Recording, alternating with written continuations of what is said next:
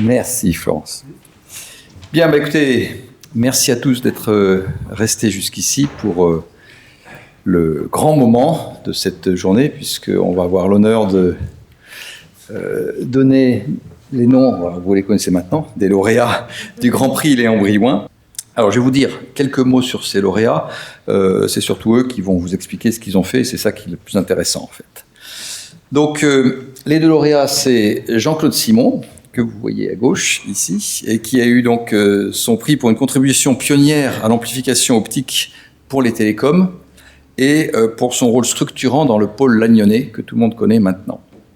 Et le prix a été donc donné en coloréat à Philippe Lalanne, pour ses contributions théoriques pionnières en nanophotonique, et pour le développement et la mise à disposition pour l'ensemble de la communauté de logiciels dans le domaine des réseaux. Bon, allez, on va faire les remises maintenant.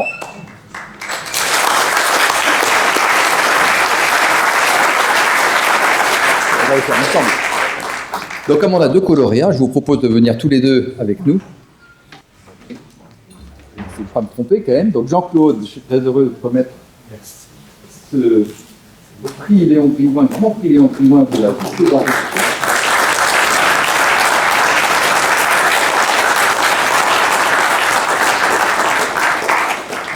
Pour cette belle et longue carrière. Et Philippe, pareil, je te renomme ce grand prix Léon Brillouin, et bravo pour tous tes apports et cette grande carrière aussi.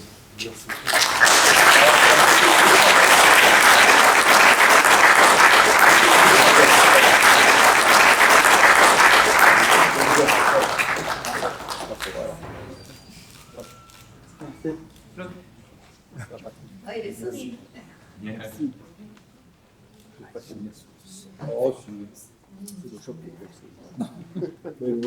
Bonsoir à tous. Florence m'a appris que j'étais un des deux lauréats cette année. J'ai été ému, et puis parce que sans doute j'étais très honoré. Donc je voudrais remercier les Français d'Optique, le jury et la Fondation X-Corp. Je vais plutôt parler du début de ma carrière parce que ça donne l'occasion de faire un petit point d'histoire. J'ai intitulé cet exposé « Un essai pour mettre les modes à la mode ». Là, on est au tout début de ma carrière. Je suis recruté au CNRS en septembre 89. Je soutiens ma thèse au mois. Réseau de neurones formels et leur implémentation en polychronique. Pas complètement le fait. Ce système-là, on a mis une dizaine d'années à le fabriquer, le faire marcher. Et vous voyez sur la gauche, il y avait une puce électronique analogique, CMOS, munie de détecteurs. Et sur cette puce, on a envoyé un speckle optique issu d'une fibre multimode. Et ce speckle changeait à très haute cadence dans le temps, de sorte qu'on générait massivement des nombres aléatoires, qui implémentaient à l'arrivée un repli simulé. Donc une optimisation. La température, c'était le prix speckle. Et le recul, on l'implémentait en diminuant la puissance du laser. Et en même temps, sur ce circuit, quand on faisait l'image, en l'occurrence d'une lettre bruitée ici, l'optimisation permettait d'obtenir ici un débruitage de l'image d'image. Ce qui était, je trouvais, joli dans ce travail-là, c'était que ça se faisait à cadence vidéo. À cette époque-là, le groupe de Pierre Chavel et l'Institut d'Optique travaillait sur les ordinateurs électroniques, qui n'étaient pas très rapides, mais très puissants. Et le groupe de Pierre Chavel travaillait sur des solutions hybrides optiques et électroniques pour essayer d'améliorer la puissance des calculs. C'était donc un exemple. En septembre 1995, je pars comme chercheur invité à l'Institut d'Optique de Rochester. Je dirais à cette époque-là, les nanotechnologies nous permettaient aux opticiens pour la première fois de graver des structures à une échelle plus petite que la longueur d'onde.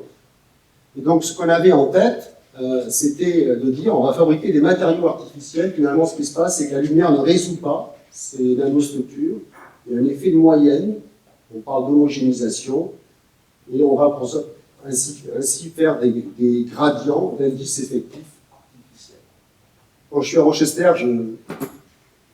mon travail expérimental, c'est celui-là, un traitement anti-reflet de silicium, et mon patron là-bas avait en tête, Mike Morris, de faire du traitement anti-reflet sur les cellules solaires. Et en fait, moi, je rêvais de faire ça, mais ça, c'était trop avant pour mon patron. Donc, je n'ai pas du tout fait. À cette époque-là, il y avait quelques articles uniquement sur des gradients d'indice effectifs, celui-là était vertical, sur des gradients d'indice effectifs horizontaux. Et avec ça, on pouvait faire des composants diffractifs, comme des lentilles, par exemple. Et j'étais vraiment, je voulais comprendre comment ça marchait, je me rappelle de ça. À Rochester, ce que je fais, c'est homogénéisation, donc je familiarise avec la théorie électromagnétique de la diffraction par le réseau, aujourd'hui avec les travaux de l'école marseillaise que je découvre là-bas, et puis sur l'homogénéisation. Et en fait, ce sera, ces travaux théoriques que j'ai fait là-bas seront le fil rouge de ma carrière, je dirais, qui aura consisté essentiellement, je dirais, à élaborer, pas essentiellement, à élaborer des méthodes modales pour analyser les nanostructures optiques. Alors, à Rochester, j'ai la chance de comprendre comment améliorer la vitesse des convergences, c'est-à-dire l'efficacité de la méthode RCWA, qui est l'une des méthodes encore aujourd'hui les plus utilisées pour analyser la diffraction par les réseaux. Quelques années plus tard, en France, on comprend comment ajouter à cette méthode RCWA des couches absorbantes, ce qu'on appelle aussi le PML. Concrètement, on change 2 lignes dans notre code, mais ça nous offre la possibilité d'analyser des structures apériodiques. Par exemple, ici, sur des problèmes d'optique intégrée, de guidage. Quelques années plus tard, on fait un travail, cette fois-ci complètement original, qui va nous permettre de travailler dans les cristaux photoniques en optique intégrée, où on généralise cette méthode-là à des modes de blocs maintenant qui échangent de l'énergie. Le transport de l'information se fait par nous, dans des guidons périodiques, et on échange de l'énergie aux interfaces entre ces différents guidons périodiques. Et puis, un petit peu plus tard encore, on va dire dans les années 2010, je commence à travailler avec ce monsieur constamment sur les modes quasi-normaux, qui sont les modes à fuite des résonateurs électromagnétiques. Et ça nous permet, ces méthodes qui sont souvent à l'état de l'art, nous permettent d'avoir des approches originales pour, d'une part, interpréter des manips phares du domaine, de la nanotechnologie, ou alors pour concevoir des composants, ou encore pour faire des logiciels. Alors, de retour en France, après ce séjour d'un an à Rochester, je repars sur les gradients d'indice parallèles à des substrats. L'histoire commence par une réunion au L2N. Après, il devient le LPN, le C2N. Ici, et avec Huguette Lenoir, Pierre Chavel, Edmond Cambry et moi-même. Donc je devais expliquer, j'étais supposé expliquer à Huguette Lenoir, que je rencontrais pour la première fois, ceux qui l'ont rencontré, pour dire que j'étais un peu ému. Pourquoi il fallait travailler sur ces structures à la vie? En fait, j'avais pas de bonne raison, hormis que j'avais envie. Et Pierre Chavel m'a laissé m'enfoncer sans jamais m'aider. Et à la fin de la réunion, je pensais que j'avais perdu, et puis Huguette s'adresse à Edmond et lui dit « Bon, Edmond, on va le faire. » Voilà. Et ce qu'Edmond fait, c'est là, il grave les piliers dans une couche d'oxyde de titane. Et la particularité de ces couches d'oxyde de titane, c'est qu'un indice est fort, c'est un indice fort pour l'indice optique. De sorte que les piliers, en réalité, fonctionnent comme des nanoguides. Et ils fonctionnent comme des nanoguides, mais qui sont tous indépendamment les uns des autres. Ils opèrent indépendamment. Et ça, c'est complètement différent de l'homogénéisation. L'homogénéisation, vous avez un effet de moyenne supérieur. Et ce fait-là, ce simple fait-là de travailler avec un matériau à fort indice, comme par exemple quelques travaux antérieurs, fait qu'on peut faire varier la phase de l'onde rapidement à l'échelle de l'onde. Et ça nous permet de faire des lentilles très ouvertes, comme cette lentille ici, ou alors des réseaux de diffraction qui dévient la lumière, vous voyez, même à 40 degrés, avec des efficacités de plus de 80%. Et ça, c'est la première fois qu'il y a des optiques diffractives qui sont réalisées et qui ont à la fois la propriété de dévier fortement la lumière et d'être efficaces. ce résultat est très bien accueilli par l'ensemble de la communauté, même par les chercheurs expérimentés qui ont l'œil pour détecter les vraies fausses nouvelles. Mais à cela, il y a un bémol. Le bémol vient un petit peu du monde industriel, enfin, recherche industrielle, etc. C'est que ces composants sont très onéreux. Il faut imaginer que la lentille ici faisait 200 mètres. C'était donc des prouesses de fabrication. Très peu de laboratoires pouvaient les fabriquer. Et on ne voyait pas comment développer ça industriellement. Voilà l'état des lieux. Et ce n'est pas un reproche. Cette critique, je l'ai prise et j'ai arrêté de travailler là-dessus.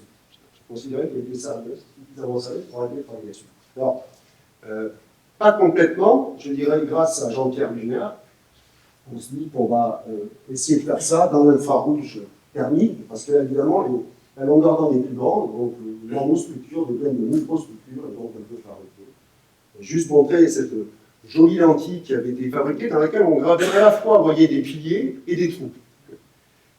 Et ça nous permettait de contrôler l'indice effectif et sa dérivée, de sorte que le composant qu'on avait ici restait efficace sur toute la bande du 12 microns. Ça avait des applications, en tout cas chez Thales, pour les compensations d'aberrations chromatiques. Alors, je vous montre l'état de l'art. Je ne peux pas résister de montrer l'état de l'art aujourd'hui, parce que quand j'ai vu ça, j'ai trouvé ça extraordinaire. Aujourd'hui, c'est dans le visible. Vous voyez, on grave des piliers, des trous, et puis on grave même des trous dans des piliers. Et la hauteur, le rapport d'aspect est encore plus grand que ce que faisait Edmond à l'époque, qui était déjà, je dirais, presque gigantesque. Alors ça permet, on parlera en détail, d'avoir des objets basés très efficaces sur l'ensemble du spectre visible, en plus de faire en sorte que la focale 2 est égale à la focale 1. C'est peut-être des applications, dans tous les cas aujourd'hui, c'est ça les prouesses de laboratoire. Voilà, des applications de l'œil. Quand j'arrête de travailler sur ces métasurfaces, c'est ce qu'on appelle aujourd'hui des métasurfaces, hein, pas à l'époque évidemment, puisqu'il fallait d'abord passer par les métamatériaux avant d'arriver aux métasurfaces, eh bien, il y a la naissance de la nanophotonique, à peu près, on peut chiffrer différemment, mais je veux dire, il apparaît la plasmonique, il apparaît les cristaux photoniques, et puis il apparaît les métamatériaux. Là, ils ne veulent pas faire des indices effectifs artificiels, du magnétisme artificiel, des indices de réfraction des photoniques. On est passé à notre stade. Voilà. Et moi, j'ai essentiellement travaillé un petit peu dans ces trois domaines, mais j'ai essentiellement regardé ces deux-là. Alors, j'ai choisi de vous montrer quelques résultats que j'ai obtenus. C'est vraiment dans l'idée, dans l'optique, le choix que j'ai fait, c'est dans l'optique de montrer combien les approches modales qu'on développées nous ont permis, finalement, d'avoir une approche continuelle. C'est ça que j'essaie de faire. Je commence par ce convertisseur de mode de bloc propagatif. J'ai marqué, c'est important pour moi, le mot propagatif, qu'on a développé avec Antalino et d'autres collègues, où il s'agissait de couper la lumière qui était dans un guide ruban, dans un guide à une rangée montante dans le camp de la cristal photonique. Et nos méthodes, finalement, de mode de bloc, nos méthodes modales à base de mode de bloc en optique intégrée, nous permettaient d'avoir un design, je dirais, presque analytique, tout simplement en regardant les profils de mode transverses de ces modes à différentes sections, et en faisant en sorte que ce profil était changé suffisamment lentement dans le convertisseur, de manière à ce que la lumière reste libre. Alors, convertisseur de mode de bloc propagatif, le composant est original évidemment, les calculs sont très compliqués à l'époque, mais ça existait déjà sous le nom, peut-être certains connaissent ça, de guide segmenté. Voilà. En 2003 apparaît une des manips phares, je dirais, sur le confinement de la lumière dans le guide à cristaux photoniques. Vous voyez ici une cavité faite de 3 trous manquants, en fait. La lumière est en train d'osciller entre les deux miroirs aux extrémités. Et dans cette manip-là, ce que le professeur Noda et ses collègues montrent, c'est que quand ils déplacent légèrement ici les trous aux deux extrémités de la cavité, eh bien, le facteur de cavité, la cavité ici, augmente. C'est les points expérimentaux qu'ils ont. Alors là-dessus, on développe un modèle fabriqué. Voilà, parce qu'on est opticien. Et ce modèle Fabry-Perot, une fois qu'on sait calculer, quoi, le problème, c'est pas de le faire, le modèle, c'est de savoir calculer en particulier le coefficient de réflexion. Le coefficient de réflexion d'un mode de bloc, ici, sur un miroir semi-infini en l'occurrence. Et donc, ce qu'on montre dans ce modèle Fabry-Perot, on donne une interprétation, je pense, fine, consiste à dire qu'effectivement, quand on pousse ces trous, la longueur de la cavité augmente, donc le mode est dispersif, et en fait, on assiste à un mode un petit peu plus lent, par un facteur 2. Alors si le mode va plus lentement d'un miroir à l'autre, le facteur de qualité augmente du même facteur.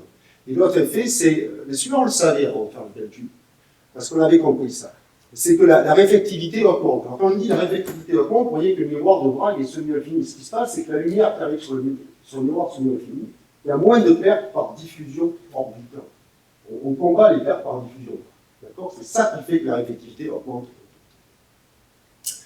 Alors d'avoir compris qu'en bougeant des trous comme ceci, nous permettait d'augmenter la réflectivité, on a ensuite fait le design de cette quantité qui a été beaucoup utilisée, par exemple, dans le groupe de Frédéric de Fournel pour faire des manifs de champs proches, mais aussi à Grenoble. Où ici, là, ce que je voudrais insister maintenant, c'est beaucoup plus original. C'est un miroir à conversion de mode de blocs évanescents. Vous n'avez pas vu avant dans la littérature. Et à ce niveau-là, moi, ce que je voudrais insister un petit peu là-dessus, vous voyez, le convertisseur est là, le miroir de Bragg est là, ça se lit, et là, vous avez la coupe transverse des modèles. La conception de cette cavité a été faite sans calculer la cavité, sans calculer le miroir, juste en calculant des modes de blocs pour différentes tailles de trous, et en assemblant à la main les modes de blocs avec leur profil de mode transverse pour que une gradation, si j'ose dire, dans cette. Et la réflectivité expérimentale mesurée était très bonne, de l'ordre de 3,9 après la virgule, limitée par la manip. On avait du mal à faire la manip à l'époque. Aujourd'hui, c'est facile. Voilà. Apparaît donc, François en a parlé, la transmission extraordinaire optique. Donc là, on est dans les années 2000, le début des années 2000, et c'est une manip faite par Thomas Bessel et ses collègues, quand il est à NEC, à Princeton. La manip est fort simple, en fait. Il s'agit d'un film métallique sur un substrat de verre. On fait des trous périodiques dedans et on mesure la transmission. Et la transmission, elle est de quelques pourcents. Et cette manip est tout de suite perçue comme une manip phare du domaine, parce qu'elle pose une bonne question. Fondamentalement, elle pose une bonne question parce que les trous sont petits. Les trous sont tout petits. Elle pose la question de comment confiner efficacement la lumière dans de petits volumes. Et cette question, elle reste. Et également, ce qui se passe, c'est que cette transmission de quelques pourcents est qualifiée d'extraordinaire. Alors, je vais essayer d'expliquer pourquoi. En tout cas, ce que j'en ai compris, pourquoi elle est qualifiée d'extraordinaire. Parce qu'après, il va y avoir un débat là-dessus dans la littérature auquel j'ai participé activement, si j'ose dire. Elle est qualifiée d'extraordinaire parce que ce qui est extraordinaire de la vie des auteurs, c'est que les placements de surface, fort connus, je veux dire, ont un comportement singulier et aident extraordinairement la lumière à se coupler depuis l'espace libre au trou. Donc c'est le couplage via les placements entre l'espace libre et les tout petits trous qui est qualifié d'extraordinaire et qui est assisté supposément par les placements de surface. J'ai travaillé un casse-tête. Je ne suis pas travaillé tout seul, c'est un casse-tête. Je voulais comprendre. J'ai mis à peu près 10 ans. Alors, il montrait une manip intermédiaire ici, qui était importante pour nous, qui a été faite par Lionel Egui. Il s'agit ici, en fait, de l'expérience des fentes Young. Et ça, c'est le champ proche qui a été mesuré. Donc, vous voyez ici, les franges Young dans le champ proche. Et quand on a analysé l'interférogramme observé, ce qu'on a pu montrer à ce moment-là, au voisinage, donc au voisinage de la surface, bien sûr, on a pu montrer que les fentes, ici, généraient sur la surface des placements de surface, ça c'était attendu, mais également qu'il a généré ce qu'on a appelé à ce moment-là, naïvement, des ondes quasi-cylindriques. J'ai dit pourquoi naïvement? Parce que finalement, ces ondes étaient connues depuis presque 100 ans, mais dans d'autres domaines, les domaines radio, pas du tout en nanophotonie. Et les nanophotoniciens avaient un petit peu oublié ce type d'onde. Mais enfin, pour nous, le fait de réaliser qu'il y avait deux types d'ondes sur la surface nous a permis à ce moment-là de nous dire on va développer un modèle de la transmission extraordinaire, là qui est quand même assez avancé, assez compliqué, dans lequel on va calculer tous ces coefficients de couplage. On va supposer qu'il n'y a que les placements de surface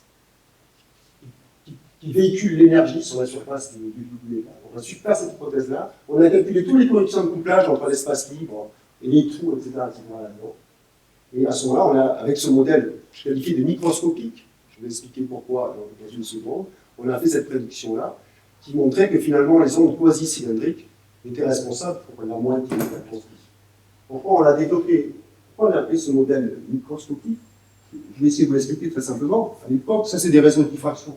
On était très équipés, un groupe était équipé avec des codes assez avancés, assez efficaces là-dessus. Évidemment, on pouvait prédire cette transmission. Quand on regardait les codes, même quand on les a écrits, même quand on sait parfaitement comment ils fonctionnent, on n'a absolument aucune explication sur la présence des placements et le rôle singulier des placements. On reproduit la logique.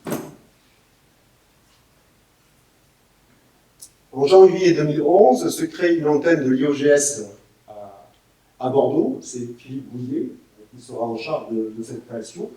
Je veux dire, là, ça fait un chamboulement, parce que je pars à Bordeaux tout seul. C'était pas prévu comme ça, initialement, donc je pars à Bordeaux tout seul.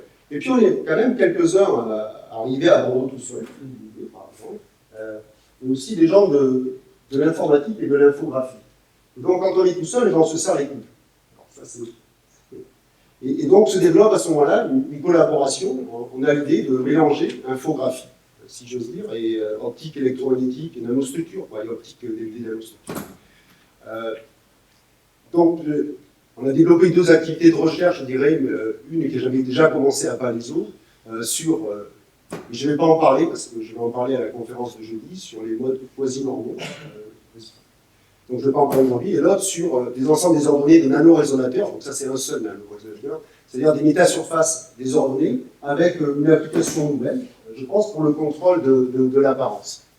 Je vais montrer, et je vais en finir avec ça assez rapidement, montrer qu'évidemment les nanostructures, ce sont des résonateurs, les longueurs d'onde de résonance, ça permet de contrôler la couleur, donc il y a eu beaucoup de travaux depuis moins de décennies là-dessus, il y a eu un papillon bleu qui a été montré tout à l'heure. Et donc ça, c'était très connu. Mais par contre, contrôler finalement la couleur d'un objet macroscopique avec un certain revêtement nanostructuré, c'est le premier pas vers le contrôle de l'apparence, de l'aspect visuel. Et c'était un petit peu l'idée c'est là qu'a eu lieu la rencontre avec les gens de l'infographie, les métasurfaces.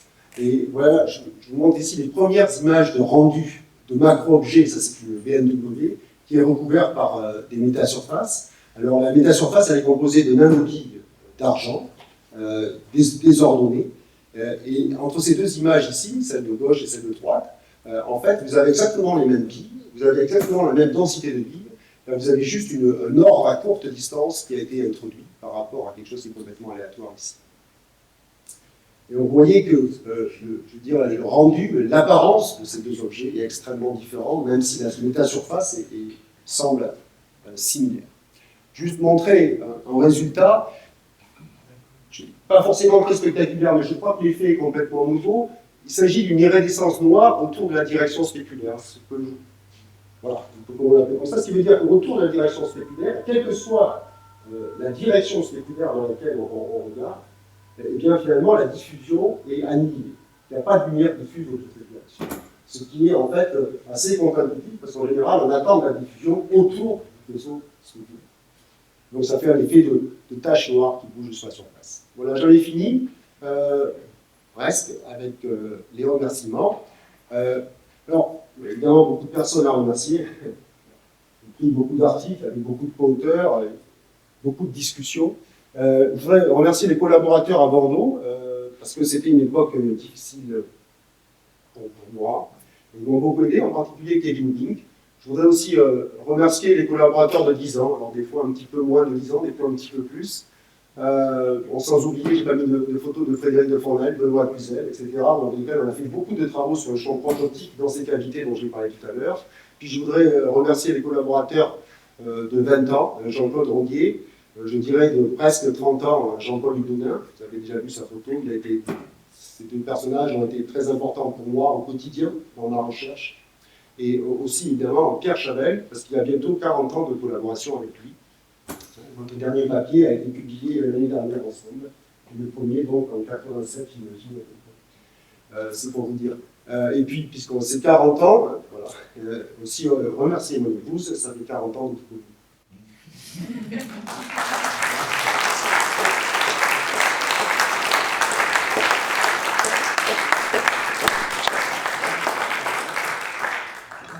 Alors, merci beaucoup Philippe. Oh, on reste là. Est-ce qu'il y a encore une question pour ceux qui sont encore courageux? Vous aurez aussi l'occasion de réécouter Philippe un peu plus tard dans la semaine. Bon, bah écoutez, je vais encore féliciter nos 2 lauréats pour ces magnifiques carrières et qui leur valent tout à fait justement les Grands Prix Léon Briouin de cette année 2024. Et puis bonne soirée à tous.